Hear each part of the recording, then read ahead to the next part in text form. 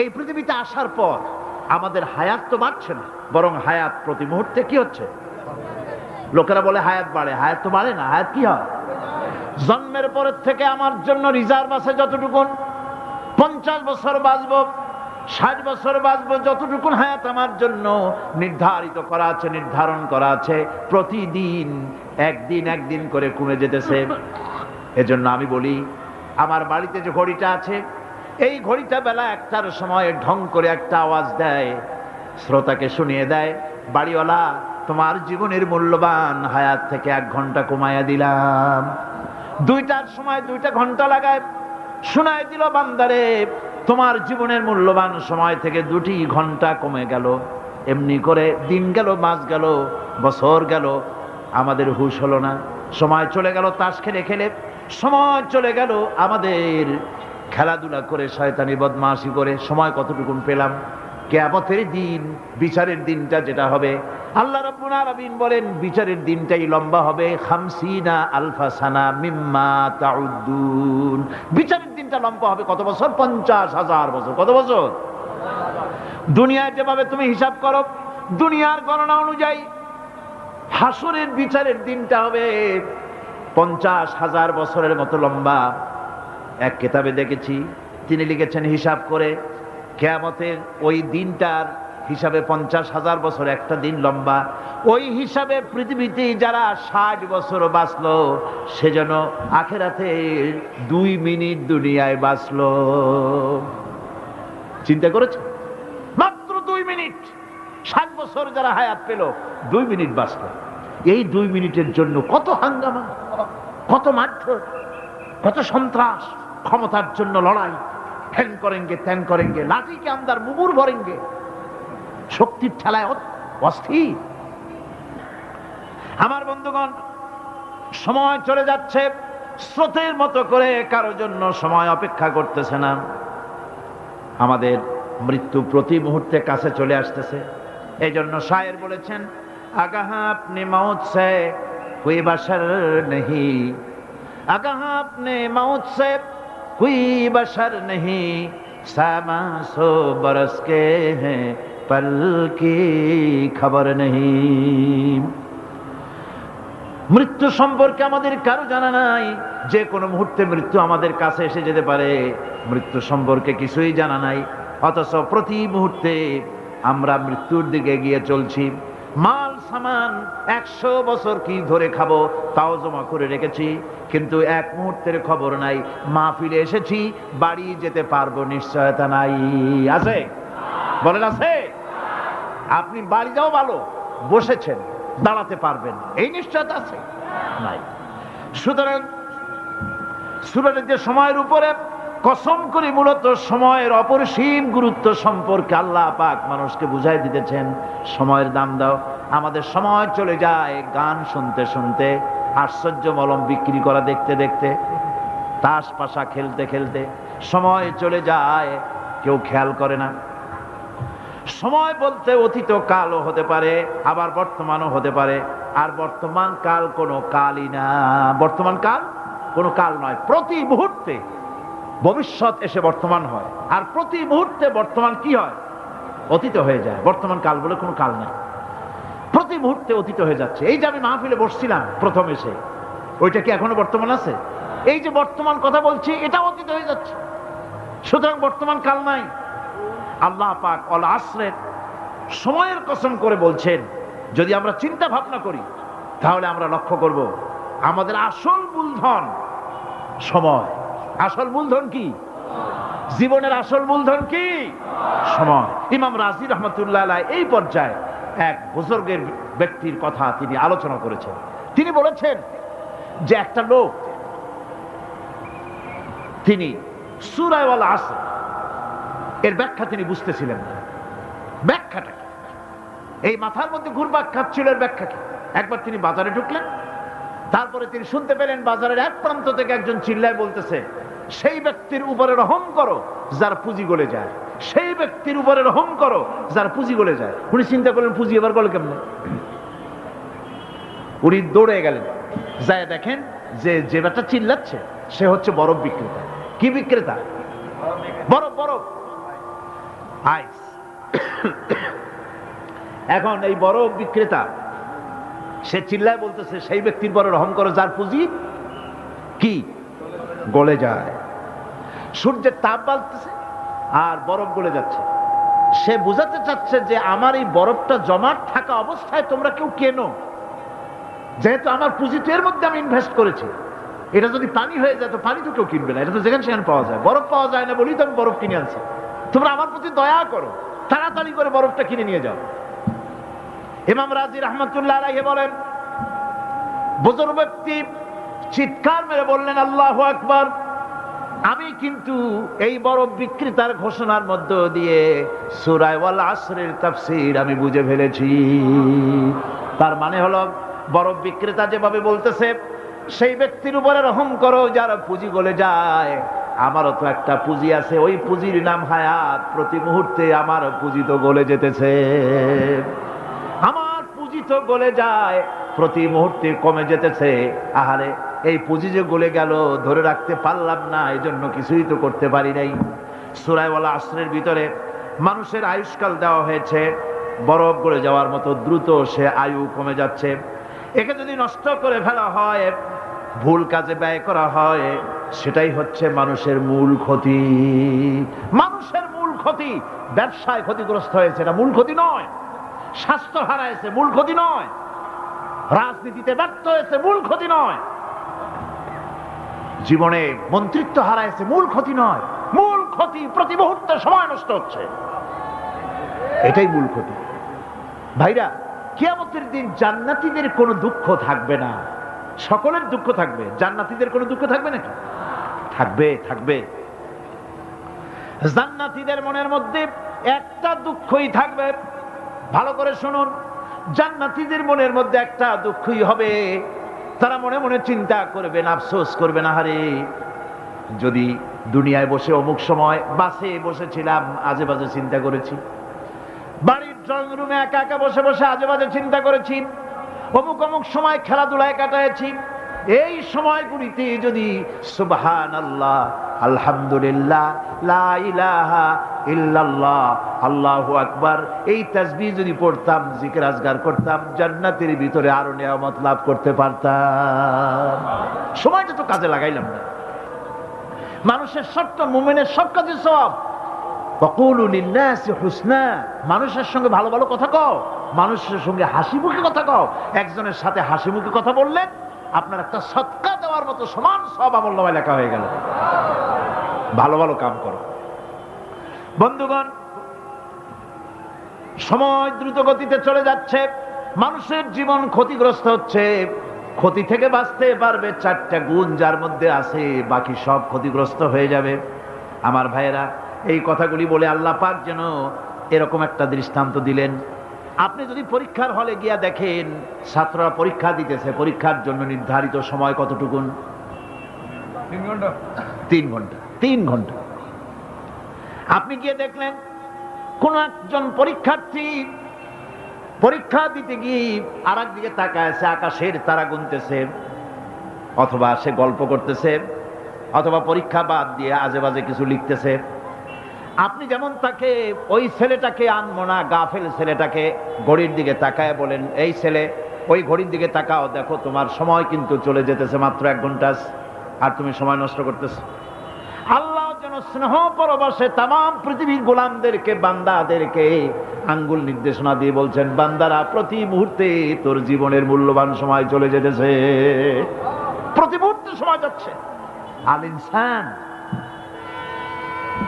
ইনসান বলতে শুধু মুসলমান না, ইনসান বলতে কি মুসলমান শুধু না, আল ইনসান মানব মণ্ডলী, বিশ্বের সমস্ত মানুষকে আল্লাহ বলছেন, হিন্দু, খ্রিস্টান, বৌদ্ধ, নাসারা, ইহুদি, মজুসি, মুসলমান, বিশ্বের সব মানুষকে আল্লাহ বলছেন। যেহেতু আল্লাহ স্রষ্টা, মানুষের ব্যাপারে সার্বিক কল্যাণময় কথা কে বলতে পারেন? কে বলতে পারেন? সে আল্লাহ রাব্বুল আলামিন বলছেন, সময় চলে যাচ্ছে, ও পৃথিবীর মানুষেরা। এই মানুষ বলতে আল্লাহ রাব্বুল আলামিন কোন ব্যক্তি, কোন গোষ্ঠী, কোন জাতিকে বলেন নাই, বলেছেন সমগ্র মানবতাকে। এর অর্থ হচ্ছে, সূরাটিতে উল্লেখ উল্লেখ্য 4টি গুণ যদি আমল করতে পারে লোকেরা, যেই ব্যক্তি করবে, যেই সমাজ করবে, যেই রাষ্ট্র করবে, যেই গোষ্ঠী করবে, যেই জাতি করবে, তারাই ক্ষতি থেকে বেঁচে যাবে। আর যারা করবে না তারা ক্ষতিগ্রস্ত হবে। কি হবে বলুন? এখন আল্লাহ পাকের কথা শুনুন। আল্লাহ পাক বলছেন ওয়াল আসরি ইন্নাল ইনসানা লাফি খুসর। খুসর, খুসরিন, এই যে খুসর, খাসারা, এই শব্দটা হচ্ছে আবিধানিক অর্থে ক্ষতি হচ্ছে লাভের বিপরীত। লাভের বিপরীত কি? ক্ষতি। নাফা, এই নাফার বিপরীত কি? নোকসান। খাসারাটা কি? নোকসান বলা হয় পুঁজি 50,000 খাটাইছিলাম, লাভ করতে পারি নাই, পুঁজি ঠিক আছে, এটাকে বলা হয় নোকসান। এটাকে কি বলা হয়? নোকসান।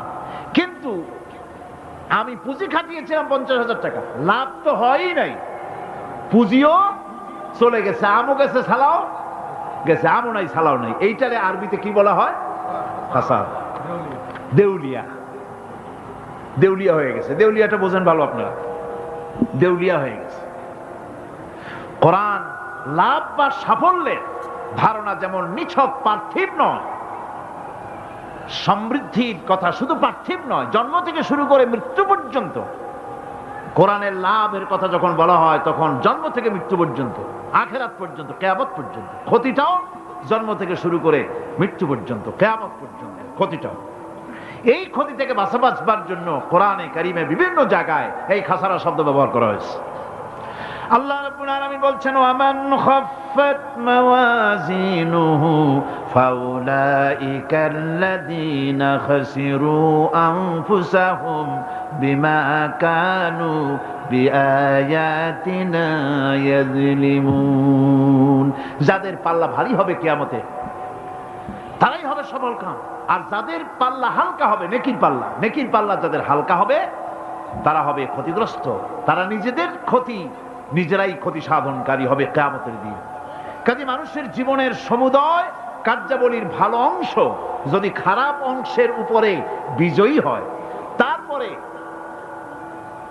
খারাপ অংশ পাওনাদারদের দিয়ে টিয়া, এরপরে যদি নেকি কিছু বাকি থাকে, তাহলে বোঝা গেল লোকটা কিয়ামতে নাজাত পাবে।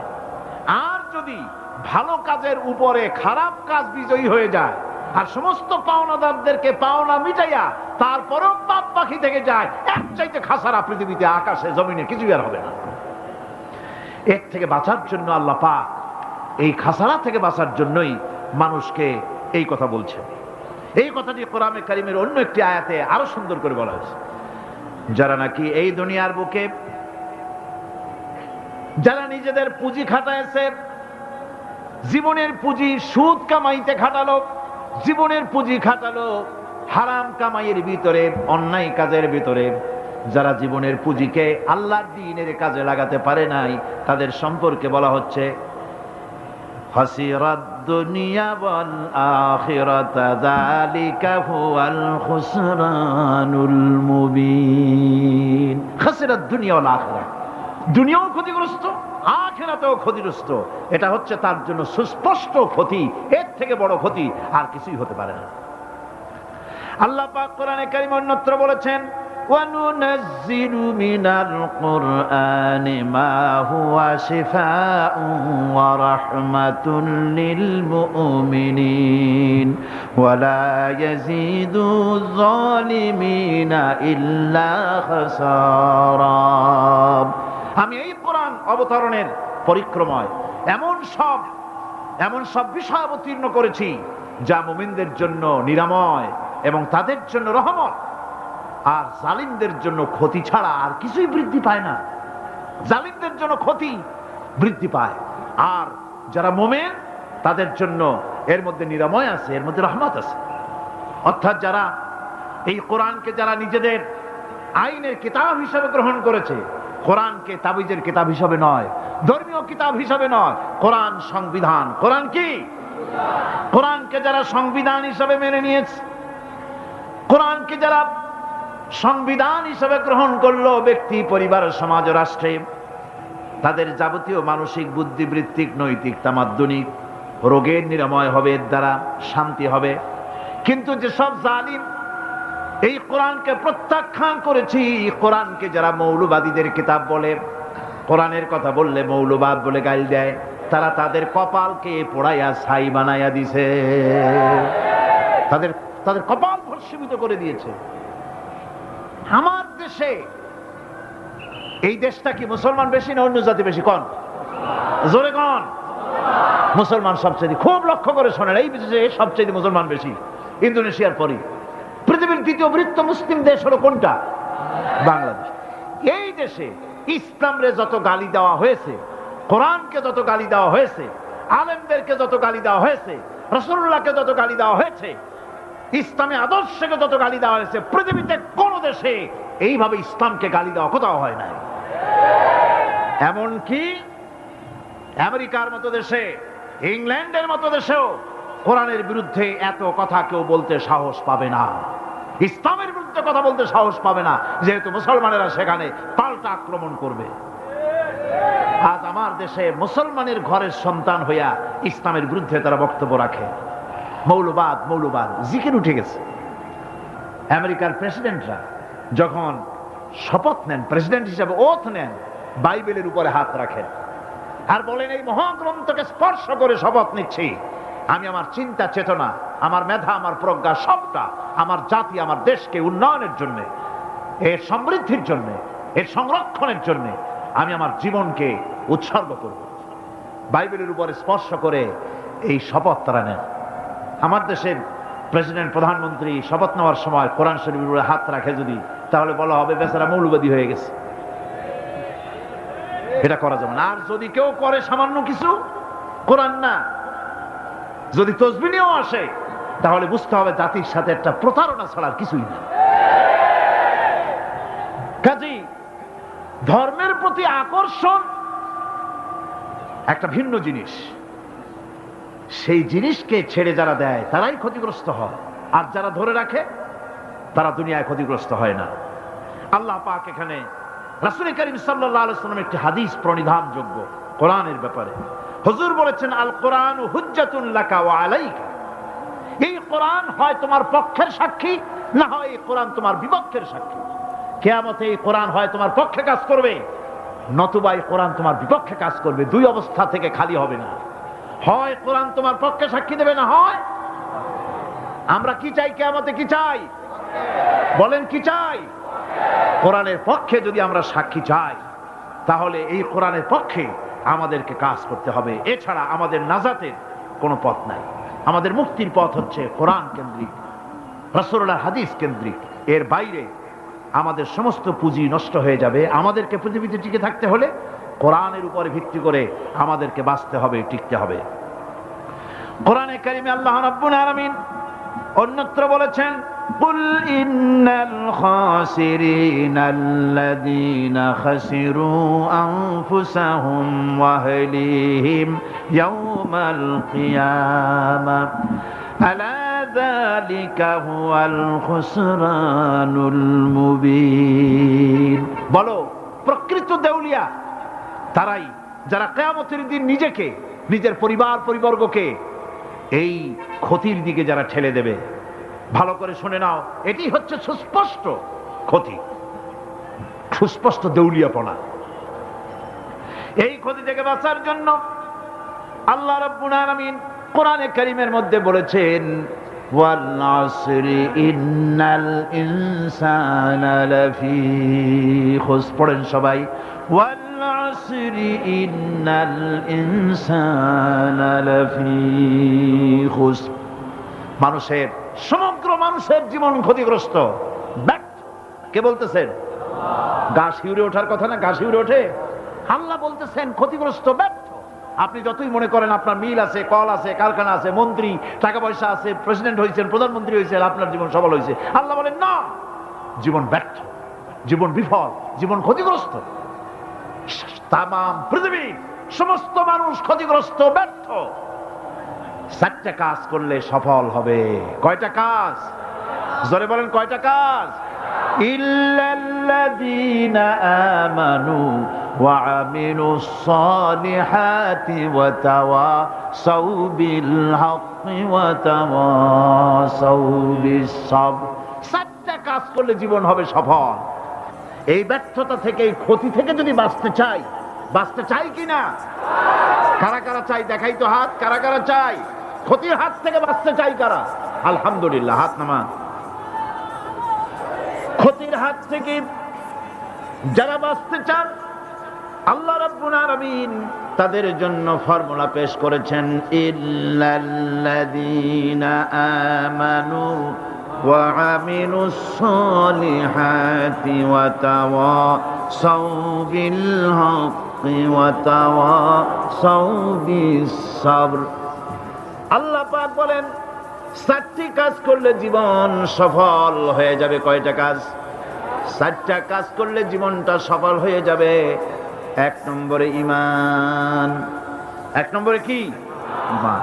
এটাই হচ্ছে ফাউন্ডেশন। ক্ষতি থেকে বাঁচার জন্য প্রথম যে গুণটি, সেটির নাম হচ্ছে ঈমান।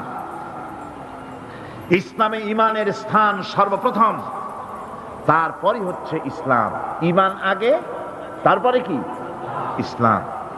ইসলাম হচ্ছে বীজ, ঈমান হচ্ছে বীজ, আর ইসলাম হচ্ছে চারা, গাছ। এটা হচ্ছে ভিত্তি। এই ভিত্তিকে সর্বপ্রথম মজবুত করতে হবে। ঈমানের ভিত্তি, ঈমানের ভিত্তি দুনিয়ায় ঈমানের আহ্বান জানাবার জন্যই আল্লাহ রাব্বুল আলামিন সমস্ত নবী এবং রাসূলদেরকে পৃথিবীতে পাঠিয়েছেন ঈমানের আহ্বানের জন্য। দুনিয়ার সমস্ত নবীদের দাওয়াত ছিল ঈমানের দাওয়াত। কিসের দাওয়াত? এই ঈমানের দাবিটা আসছে, দাওয়াতটা এসেছে আল্লাহর কাছ থেকে। কার কাছ থেকে?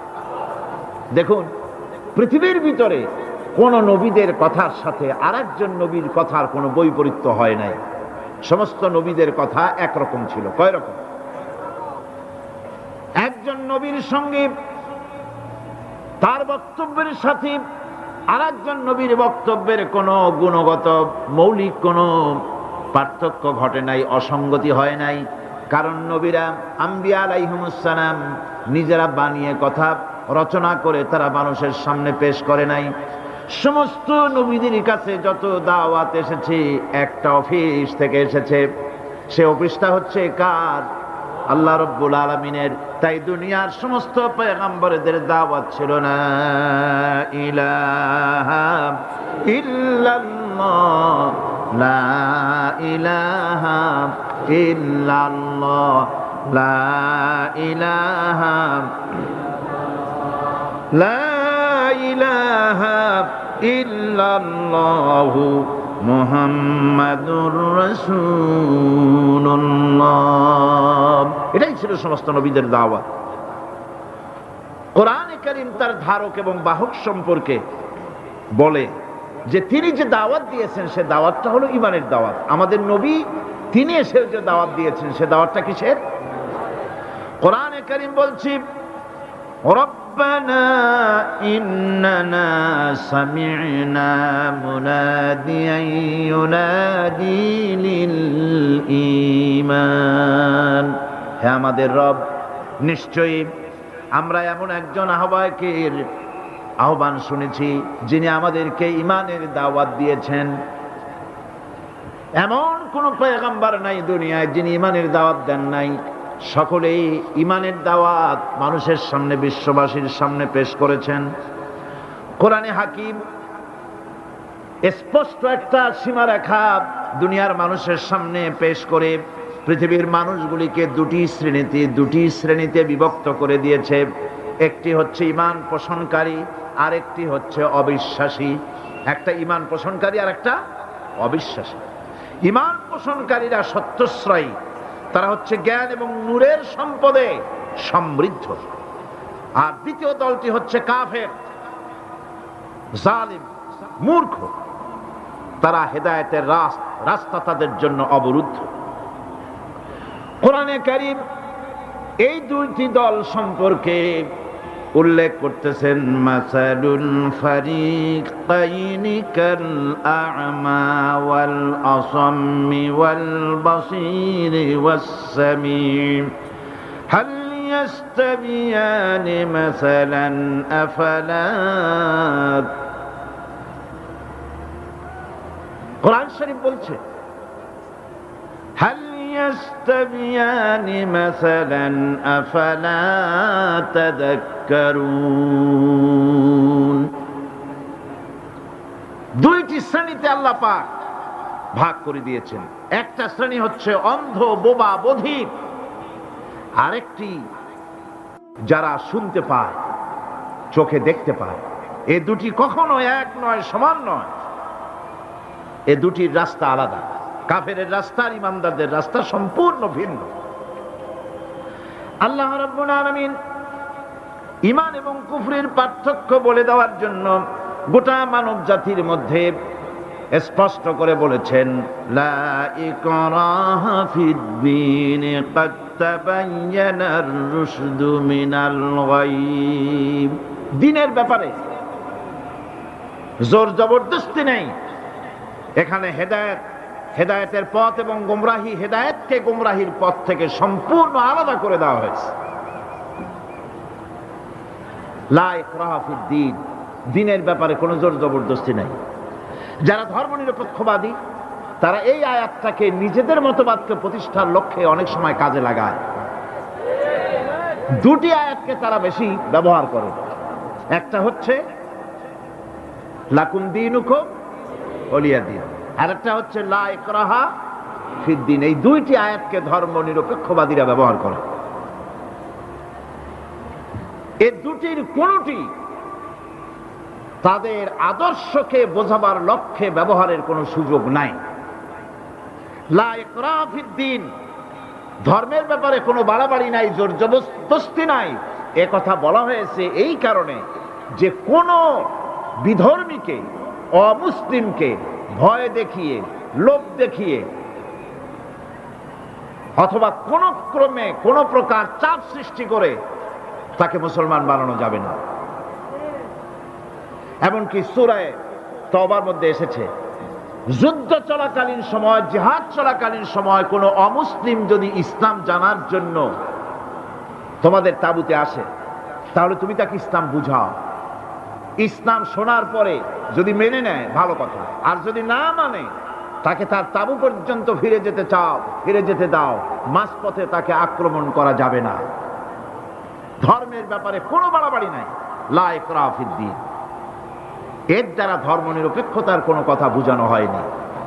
আর লাকুম দীনুকুম ওয়ালিয়া দীন, এটা ছিল কাফেরদের সেই বক্তব্যের প্রেক্ষিতে যেখানে কাফেরেরা বলেছিল মুহাম্মদ সাল্লাল্লাহু আলাইহি ওয়াসাল্লাম আসুন আমরা এক কাজ করি, সেটা হলো ধর্ম নিয়ে আমাদের মধ্যে যে বাকবিতণ্ডা হচ্ছে আমরা ধর্মকে 50-50 ভাগ করে নিই। কিছুদিন আমরা গিয়া আপনার আল্লাহরে সেজদা দেই, আর কিছুদিন আপনারা আমাদের মূর্তিগুলিকে প্রণাম করুন। এই প্রস্তাব যখন রাখল আল্লাহ রাব্বুল আলামিন সূরা কাফিরুন অবতীর্ণ করে দিলেন কুল ইয়া আইয়ুহাল কাফিরুন লা আ'বুদু মা তা'বুদুন। হে কাফেরেরা, হে অবিশ্বাসীরা, নবী আপনি বলুন হে অবিশ্বাসীরা, তোমরা যার ইবাদত করো আমরা তার ইবাদত করি না, আবার আমরা যার ইবাদত করি তোমরাও তার ইবাদত করো না। সুতরাং লাকুম দীনুকুম ওয়ালিয়া দীন, সুতরাং তোমাদের দিন তোমাদের জন্য, আমাদের দিন আমাদের জন্য। এখানে নিরপেক্ষতার কথা বলা হয় না, এখানে পক্ষের কথা বলা হয়েছে। কিসের পক্ষ? ধর্মের পক্ষ। কিসের পক্ষ? হিন্দু, খ্রিস্টান, বৌদ্ধ তোমরা তোমাদের ধর্মের পক্ষে থাকো, মুসলমান তোমরা তোমাদের ধর্মের পক্ষে থাকো। ধর্মের ব্যাপারে নিরপেক্ষ হওয়ার কোনো সুযোগ নাই। আছে নাকি সুযোগ? আমি পার্লামেন্টে বলেছি এই কথা যে একটা ধর্মের উপরে বিশ্বাস করে নিজেকে একটা ধর্মের পক্ষের ব্যক্তি হিসাবে ঘোষণা করে কেউ বলছে, দাবি করছে আমি হিন্দু, কেউ বলছে আমি বৌদ্ধ, কেউ বলছে আমি খ্রিস্টান, কেউ বলছে আমি মুসলমান। নিজেকে একটা ধর্মের বিশ্বাসী ঘোষণা করার পর আমি ধর্মনিরপেক্ষ, এই কথাটা মিথ্যা, বানোয়াট, জালিয়াতি, প্রতারণা, মুনাফিক। কোন ধর্মের অনুসারী ব্যক্তি ধর্মনিরপেক্ষ হতে পারে না। কেবলমাত্র নাস্তিক, যারা আল্লাহরে মানে না, আল্লাহকে স্বীকার করে না, ওরা বলতে পারে আমরা ধর্মনিরপেক্ষ, ধর্মের ব্যাপারে আমরা নিরপেক্ষ, গুলো মানি না, বিশ্বাস করি না। কিন্তু যারা ধর্মে মানে, সেদের যে ধর্মেরই হোক না কেন, সে ব্যক্তি ধর্মনিরপেক্ষ যদি দাবি করে, এটা মিথ্যে কথা, এটা মুনাফিকি ছাড়া আর কিছু হতে পারে না। মুসলমানকে, যে কোনো জাতিকে যে ধর্মে আছে ধর্মের পক্ষে থাকার কথাই বলা হয়েছে। এখন আমি বলতেছিলাম ইমানের কথা। ইমান আগে আনতে হবে। ইমান সম্পর্কে আল্লাহ রাব্বুল আলামিন বলতেছেন ইমান হলো আগে, তারপরে ইসলাম। আবার ইমান আনার আগে আবার কুফরি একটা শব্দ আছে, সেটা হলো ফামান ইয়াকফুর বিত্তাগুতি ওয়া ইউমিন বিল্লাহি ফাকাদ ইসতামসাকা বিল উরওয়াতিল উসকা লা ইনফিসামা লাহা ওয়াল্লাহু সামিউন আলীম। ফামান ইয়াকফুর বিত্তাগুত, যে ব্যক্তি তাগুতকে অস্বীকার করেছে, সর্বপ্রথম তাগুতকে অস্বীকার করতে হবে। ওয়া ইউমিন বিল্লাহ, আর এরপরে আল্লাহর উপরে যে ঈমান আনলো, ফাকাদ ইসতামসাকা বিল উরওয়াতিল উসকা, সে এমন এক শক্ত অবলম্বন ধারণ করলো যা তাকে কোনো কিছুই বিচ্ছিন্ন করবে না, ধ্বংস করে দেবে না। সুবহানাল্লাহ। এখন সত্যিকারের ঈমানদারের পরিচয়টা কি? কোরআনে কারীম সত্যিকারের ঈমানদারের পরিচয় এভাবে পেশ করতেছে, ইন্নামাল মুমিনুনা আল্লাযীনা আমানু বিল্লাহি ওয়া রাসূলিহি সুম্মা লাম ইয়ারতাবু وجاهدوا بأموالهم وأنفسهم في سبيل الله أولئك هم الصادقون। ঈমানের দাবিতে সত্যবাদী কারা? ইন্নামাল মুমিনুনা আল্লাযীনা আমানু বিল্লাহি ওয়া রাসূলিহি, সত্যিকারের মুমিন তো তারা যারা নাকি ঈমান এনেছে আল্লাহর উপর এবং রাসূলের উপরে। এই ঈমান আনার পর সুম্মা লাম ইয়ারতাবু, এরপরে কোন সন্দেহে সে নিপতিত হয় নাই, কোন সন্দেহ তার মনের মধ্যে জায়গা পায় নাই, আর সে আল্লাহর রাস্তায় জিহাদ করেছে মাল দিয়ে, জান দিয়ে। উলাইকা হুমুস সাদিকুন, এরাই হলো ঈমানের দাবিতে সত্যবাদী।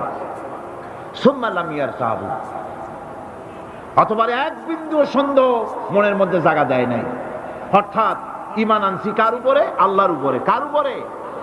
আর তার রাসূলের উপরে। আল্লাহ এবং রাসূলের উপরে ঈমান আনার পর যারা আল্লাহ এবং রাসূলের বিধান জীবনের সকল ক্ষেত্রে মানতে পারে নাই, তারাই সন্দেহে নিপতিত হয়েছে। কথা বুঝতে পেরেছেন? তাদের সন্দেহ এই কোরআন মানুষের জীবন, তার সম্পদ, তার রাজনীতি, তার অর্থনীতি পরিচালনা করতে পারে না।